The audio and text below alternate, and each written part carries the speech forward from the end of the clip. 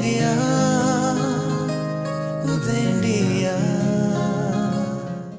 राम अपने अंगना में पधार चुके हैं और श्री राम लला की मूर्ति विराजमान हो चुकी है।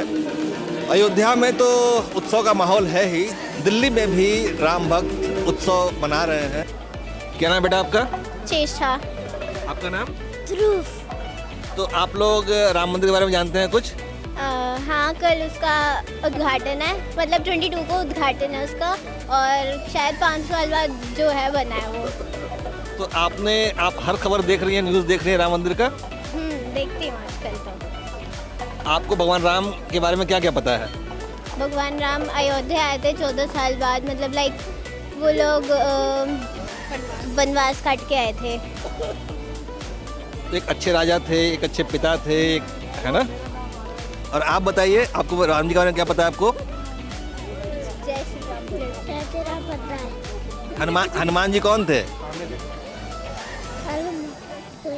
हनुमान जी राम जी के भक्त थे, सबसे बड़े शिष्य थे।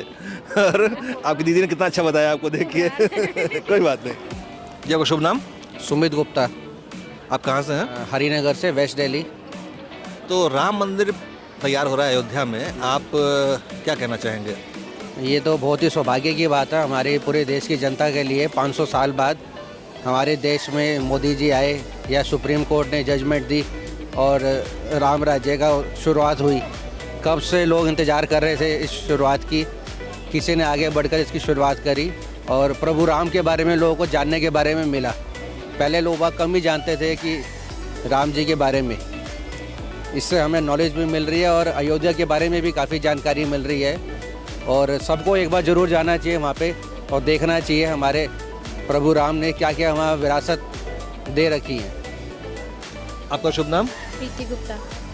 आप भी वहीं से हैं? हाँ जी, हरिनगर से। तो आप क्या करते हैं? मैं हाउस वाइफ हूँ। देखिए, आप पूरा माहौल राममय हो गया देश में, है ना? तो आप भी घर में टीवी पे देखती होंगी, तो आपने अभी तक क्या क्या एब्जॉर्ब किया, क्या क्या फील किया राम मंदिर के बारे में?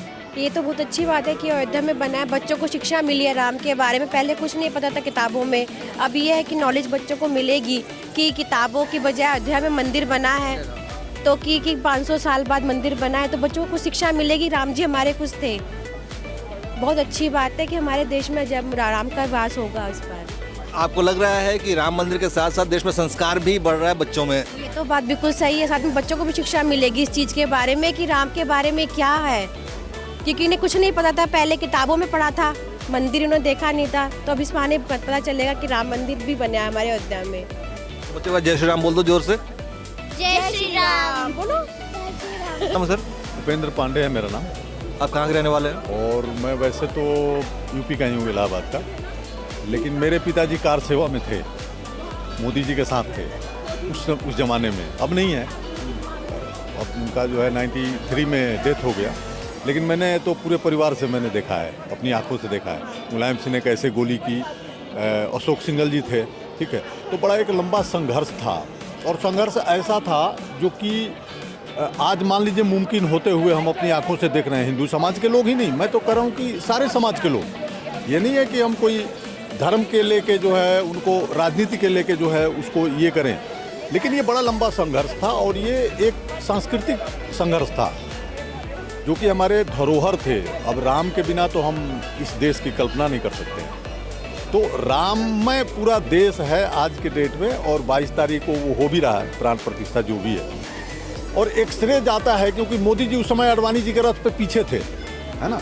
संघर्ष इनका था, रथ इन्होंने ही बनाया था मोदी जी ने, ये मैं आपको बता दूं। योजना सारी इनकी थी, सारी योजनाएं इनकी थी सोमनाथ से, क्योंकि वो गुजरात से उन्होंने हर गांव में जाके प्रतिष्ठा के लिए वहाँ से जो चंदे इकट्ठा हो रहे थे। मेरे को मालूम है कि मेरे पिताजी उस समय ईंट का पूजन होता था, आपको भी शायद हाँ शिला पूजन रिमेंबर होगा। तो मेरे पिताजी ने बहुत सारे पैसे इकट्ठे किए थे क्योंकि वो अध्यक्ष थे उधर के। तो उन्होंने काफ़ी जो है, उनका नाम था जनार्दन पांडे, स्वर्गीय जनार्दन पांडे हैं। तो उन्होंने काफ़ी जो है मेहनत की और काफ़ी संघर्ष रहा। उस युग का संघर्ष हमको भी याद है क्योंकि हम तो स्टूडेंट थे उस समय, ठीक है। तो काफ़ी संघर्ष उन्होंने किया। हम इलाहाबाद में पढ़ते भी थे। तो वो जब अयोध्या से लौटे तो बहुत मतलब शंकाए हुए थे, बहुत मतलब तब तक कर्फ्यू लग गया था क्योंकि वो हो गया था डिमोलेशन बाबरी मस्जिद का। तो वो सारी चीज़ें मैंने अपनी आंखों से देखा है सर, ठीक है। तो इसलिए मुझे तो बहुत अति उत्साह है और बहुत उमंग है, और ये हर किसी में उमंग है, केवल हमारे में नहीं उमंग है, आप में नहीं उमंग है, सभी लोगों में उमंग है, चाहे वो किसी भी कौम से आते हो। मैं तो कह रहा हूँ कि वहाँ पे मुसलमान भी, जो अयोध्या में मुस्लिम ग्रुप भी है, वो भी उमंगित है, क्योंकि वहाँ राम ही थे, राम के वजूद था, उनके सिवाय तो वहाँ कुछ भी नहीं था। अब ये लोग विपक्षी लोग, चाहे जो वो लोग तो पहले भी नहीं चाहते थे कि वहाँ पे इन्होंने तो लास्ट में यहाँ तक सुप्रीम कोर्ट में दलील दे दी कि वहाँ पे तो कोई प्रतिबिंब ही नहीं है, राम का कोई अस्तित्व ही नहीं है। इन्होंने यहाँ तक दलीलें दी है, इनके जो भी सुप्रीम कोर्ट के एडवोकेट रहे हैं कांग्रेस के लोग। तो मैं तो कह रहा हूँ कि सर ये तो राममय देश है, और इससे मुझे लगता है कि जो मेरे पिताजी के अंदर भी एक आशा थी कि राम राज्य जरूर आएगा, तो ये जो 22 तारीख के बाद है वो राम राज्य की शुरुआत है मेरे तरफ। तो आपको लग रहा है कि राम राज्य की शुरुआत हो गई? बिल्कुल बिल्कुल शुरुआत है सर। जय श्री राम, और मोदी जी की जय, योगी जी की जय, जिन्होंने बनाया, जिनका श्रेय है सबको। आडवाणी जी की जय। आडवाणी जी अभी भी जीवित हैं और देखेंगे इस चीज़ को, अटल जी तो नहीं है, लेकिन आडवाणी जी की जय, जिन्होंने रथ यात्रा निकाली थी, और ये बहुत बड़ी बात होने जा रही है। और मैं समझता हूँ कि पूरे भारत में ही नहीं, पूरे विश्व में इसका आगाज जाएगा, और हो सकता है कि हम आध्यात्मिक तौर पर पूरे विश्व को कुछ न कुछ संदेश दे सकते हैं इससे, चाहे वो प्रशासनिक व्यवस्था के लिए लोगों के लिए हो, मानवता के लिए लोगों के लिए हो। तो ये राम के स्वरूप को जो है हम पूरे विश्व में दे सकते हैं, और बहुत कुछ देने वाले हैं। जय श्री राम, इतना ही बोलना था मुझे। जय श्री राम।